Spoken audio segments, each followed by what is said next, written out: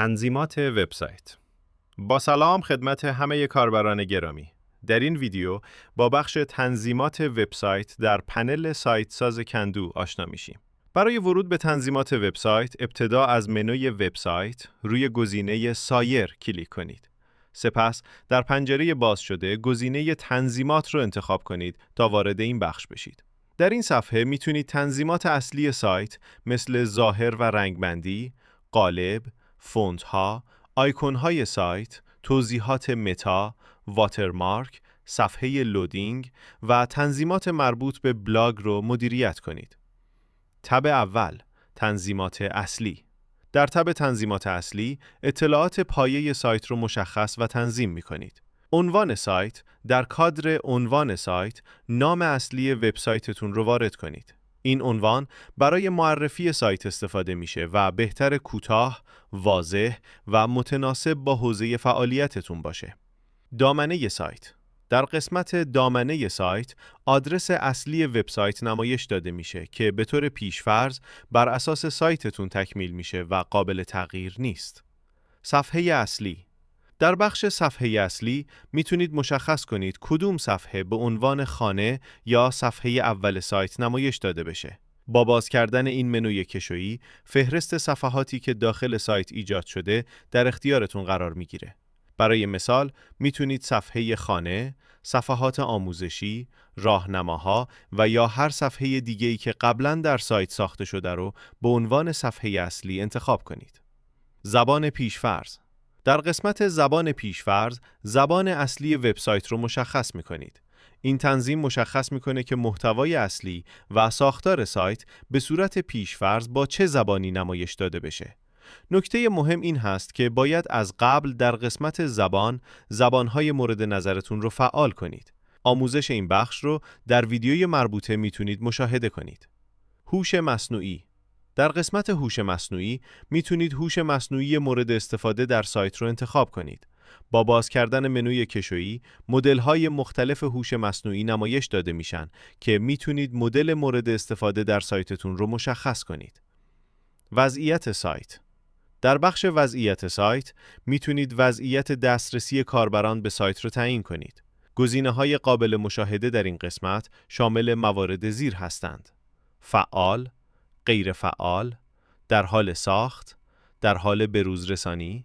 در حالت فعال، سایت برای کاربران قابل دسترسیه. با انتخاب حالتهای دیگه میتونید مشخص کنید که سایت موقتاً غیر فعال، در حال ساخت یا در حال بروز رسانی نشون داده بشه. پیام وضعیت سایت. در کادر پیام وضعیت سایت میتونید متنی بنویسید که هنگام غیر فعال بودن سایت به کاربران نمایش داده بشه. برای مثال، وبسایت در حال بروز رسانی است و به زودی در دسترس قرار میگیرد. این پیام به کاربر توضیح میده که چرا در حال حاضر امکان مشاهده سایت وجود نداره. تب دوم، ظاهر و شمایل. در تب ظاهر و شمایل میتونید طراحی کلی سایت، رنگ‌ها، قالب، فونت، میزان گردی گوشه‌ها و سایه بخش‌های مختلف رو تنظیم کنید. در قسمت پیشنمایش پوسته، تصویری از ظاهر فعلی قالب سایت نمایش داده میشه. با کلیک روی عکس پیشنمایش میتونید نمایش بزرگتری از پوسته سایت مشاهده کنید. این بخش کمک میکنه قبل از ذخیره تنظیمات، ظاهر کلی قالب رو بررسی کنید. رنگ‌های اصلی حالت روشن. در بخش رنگ‌های اصلی حالت روشن، 4 رنگ اصلی برای طراحی سایت در نظر گرفته شده.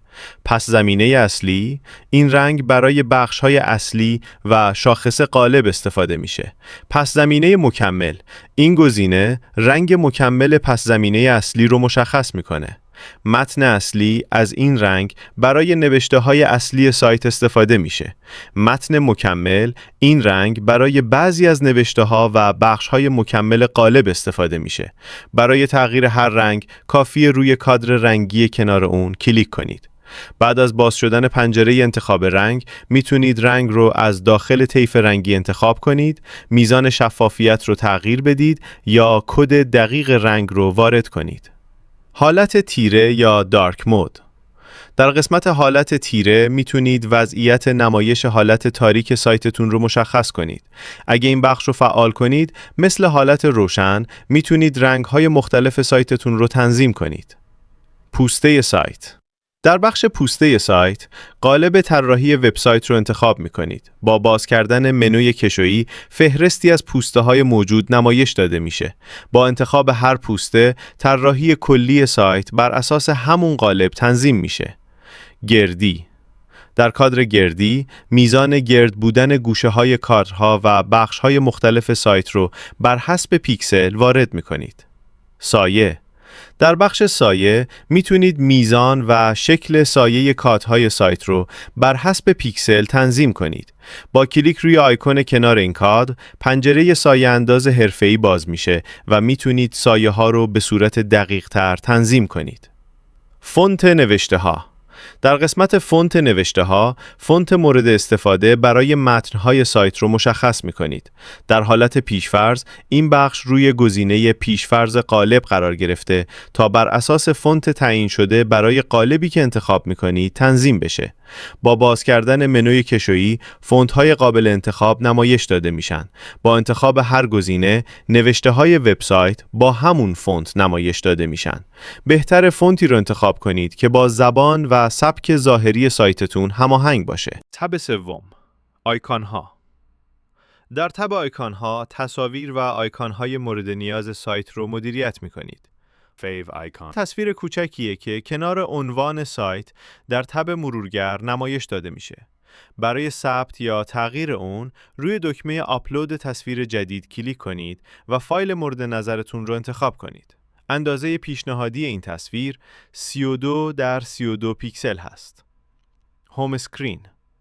بخش هوم اسکرین برای زمانی است که مخاطب سایت شما رو به صفحه اصلی موبایل یا دستگاه خودش اضافه میکنه تا شبیه یک اپلیکیشن در کنار بقیه نرم افزارها نمایش داده بشه.